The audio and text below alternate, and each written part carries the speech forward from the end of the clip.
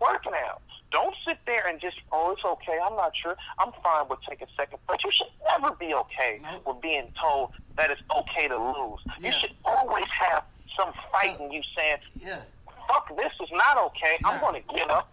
Not only am I not okay from this, but I'm going to study what I did, and I'm going to come back harder, stronger, and faster, and be better than what I was. I don't tell my kids it's going to be okay.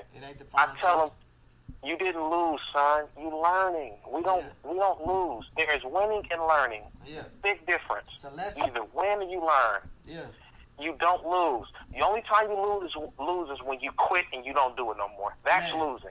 That's when you walk away from the motherfucking it's so crazy because, and I just thought about this, I'm going to probably put it in a rap. Because, on most standing sheets, I've never seen the actual standing. Like, if you Google NBA standings, NFL standings, or I don't think I've ever seen them spell out winner and loser. It's always just a W and an L. W and an L. And it has, you know what I'm saying, they wins and they losses. But we know the W stands for wins and the L stands for losses. But as black brothers and kings, you know what I'm saying, because we hold the pedestal of what we got going on in our community, man, that L only can stand for lessons and learning. That L don't mean losses. You know what I'm saying? If you let it mean a loss, you're going to stay at the bottom. Gotta mean lessons and learning, because you gotta learn from that loss. You know what I'm saying?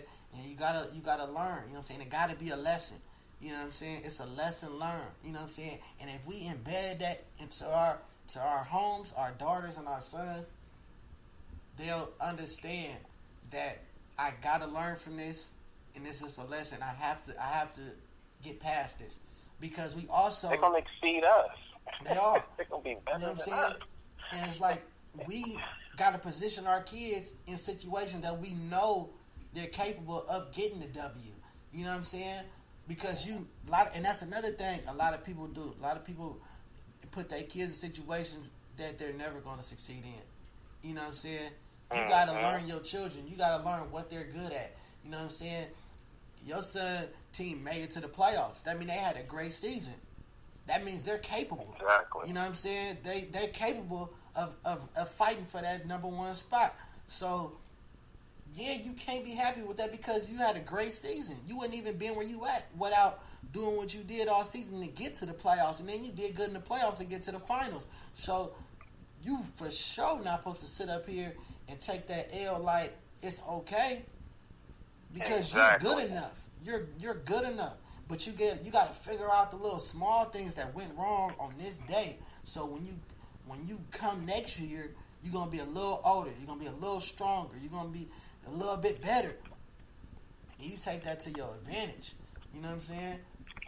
But then you might got a kid. You might got a team where the whole team, them kids might not be built for that. Maybe you need to go play tennis. Maybe you need to play baseball. Maybe your kid need to play football. Maybe something else. You know what I'm saying? You can't set your kids up for failure neither, because then they're going to grow up because they're going to keep losing. You got to know as an adult, man, they keep losing. They keep losing. What else is my kid good at? What else can I try to gain them an interest for? Because all these L's is going to bring them a mind state that they're never going to be nothing. And when they go through puberty and when they become young men and young women, they only going to know failure.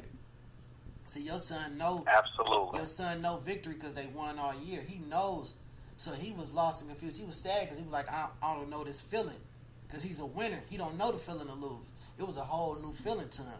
You know what I'm saying? But you can't let this stranger come up and say, it's okay to feel how you feel. No, it ain't. I ain't never even felt like this before.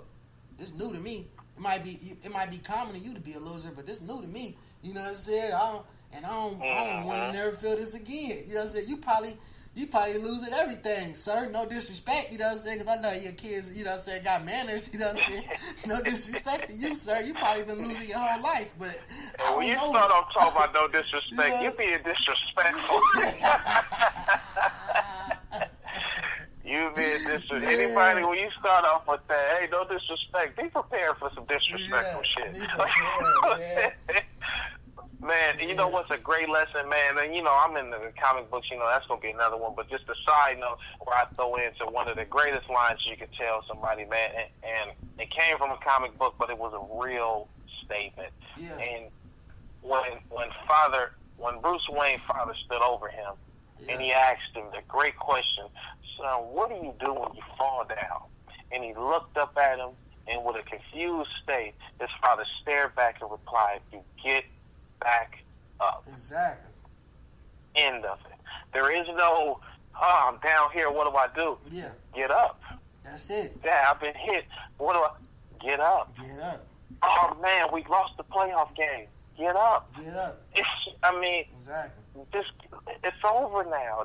Whatever happened at this point is now. Is all what you're going to do is use this as data, whatever how you want to put the word, and then you're going to put this into that beautiful brain of yours, and then you're going to lock it in, and you're going to replay what happened here, what could have I done here, and you're going to go to that backyard and you're going to work your ass off, or you're going to go wherever you need to go, you can work your ass off, just like you said. So when you turn back around and that new person comes back, you do that 180, not a 360, that 180. And you come back, and now you in another predicament, you playing this team, you know what you got to do now. You know what has to be done. It's no more of the, what do I do, and, oh, what happened? No. You're going to tell that teammate, hey, we was here before. Instead of this happening, I need you to do this. Instead of you doing this, I need you to do that. That's where great leaders are built and molded in moments just like that. Yeah. What do you do when you get knocked down? Man. Everybody don't know how to get up, man. No. And this is just, come on, and guys, you know this, we came up with a lot of motherfuckers, man, who got knocked down before, man, and they never was the same, man. Never the same. They never was the same because they didn't have that, man. Our tight-knit brotherhood, how we was, man. Shouts out to the whole 500 group. Hell yeah. My whole 500 zone, man. 500 up, man. We came up real tight with each other, man. It was really a pack of us, man. I would say it was 30 of us, man. Out of 30 of us, man, only a few of us, you know what I mean, is still alive, and only a small group of us still keep in contact with each other, man. It's because of that knockdown and that knockdown shit, or that ugly word, it's okay, or don't worry next time. You know what? What do you mean don't worry? I need to be worried, motherfucker.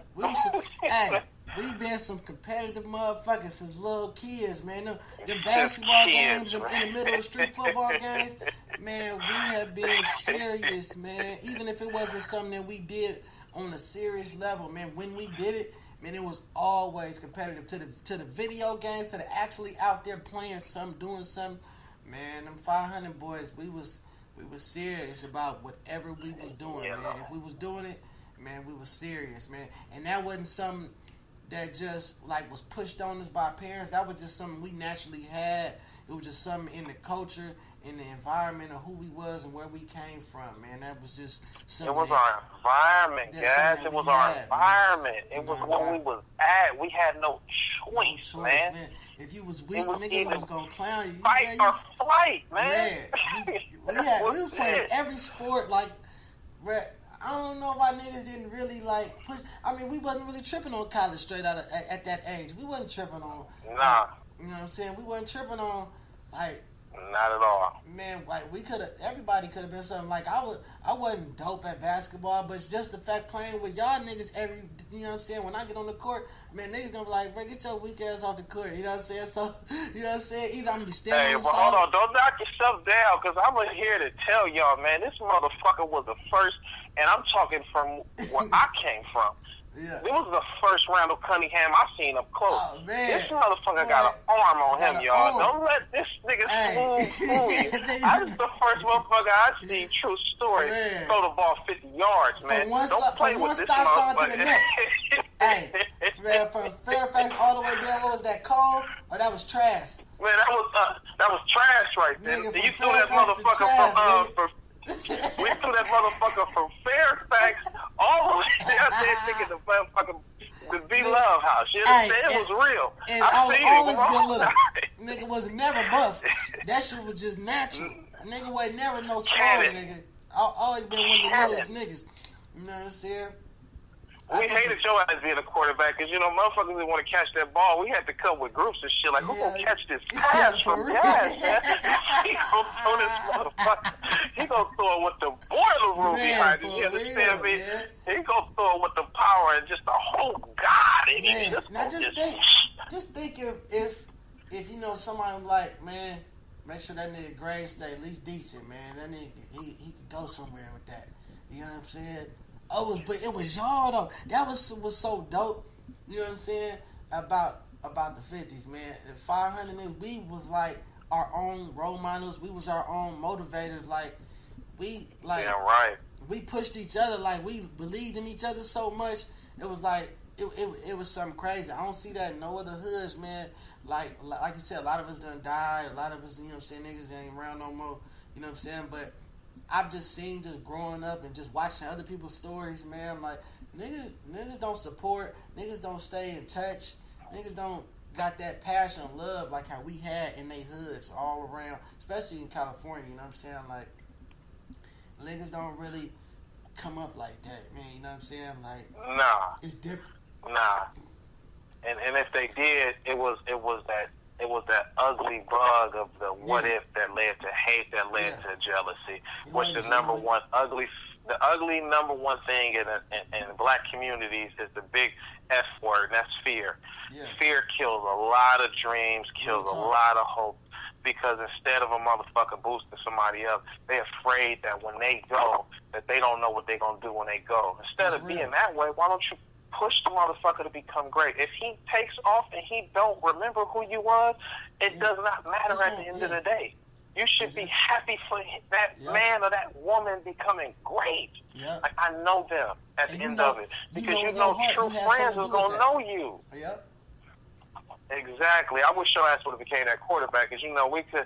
We'd have been on. Oh my goodness! Hey, but you already know, man. The story of the niggas is playing football now. Just different. Football used to be 6 to 8 year career. You know what I'm saying? You got niggas like Drew Brees been in the league for like 13, 12 years. You know what I'm saying? You know what I'm saying? Shit like that. Nigga, I could been on the Raiders right now, nigga, getting them a better seat. Even though I know you're a 49er fan. You know what I'm saying? Hey, I could have been, we wouldn't be 2-8, nigga. My 30-something-year-old ass, nigga, we might be 5-5, nigga. And you wouldn't even let them be down there. Listen, them motherfuckers probably wouldn't even pay your motherfucking ass. Because just knowing you, man, these folks don't know this is the original, and I'll say this, stunner, you understand? That motherfucker was a stunner from the day he came out. His mama wore that motherfucker, jumped out with a Rolex, you understand? Don't you ever forget it. That nigga threw a 50-yard pass, nigga, getting a phone number from the hottest motherfucking bitch in the neighborhood. Don't you ever forget it. Nigga just be, boy, I just be looking back like, man, niggas had some fun years, man. Man, I used to pull females every day like it was a job. Like, nigga was doing that shit like it was a job, bro. Like, and the crazy chicks, like, you know what I'm saying? Like, man, I always talk, I remember Ashley, bro. That bitch was coming over there, jumping out the bushes, nigga. Like, this is grown man shit. Like, looking back, like, bro, we was still in school. You doing it. I was there, though. We was still in school. Like, this is shit that grown niggas. We was still in school, bro. This is shit like grown ass men with their baby mama drama. Like, the bitches was popping up on me coming to the hood. This bitch lived all the way in West Oakland. Nigga coming out there, nigga hiding in the bushes like, nigga, I'm right here. Shout out to Ashley too. I hope she became a great motherfucking woman. But that woman there just did not have it all, man. And that was true shit.